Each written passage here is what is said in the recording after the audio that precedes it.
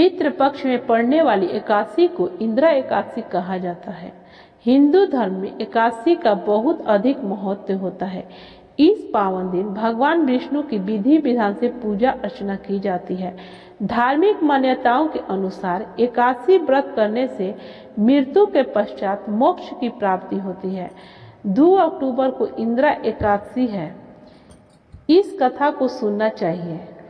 पौराणिक कथाओं के अनुसार सतयुग में महिष्मति नाम का एक नगर था, जिसका राजा इंद्रसेन था। इंद्रसेन एक बहुत ही प्रतापी राजा था।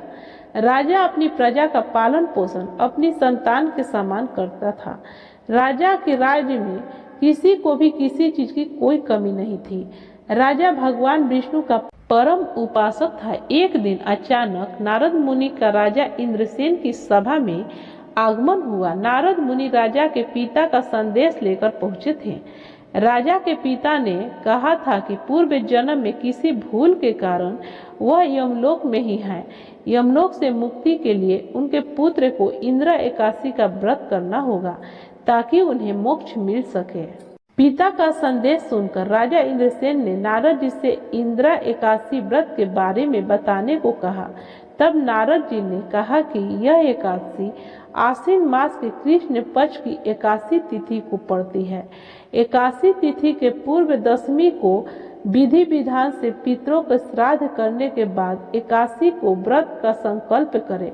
नारद जी ने आगे बताया कि द्वादशी के दिन स्नान आदि के बाद भगवान की पूजा करें और ब्राह्मणों को भोजन कराएं।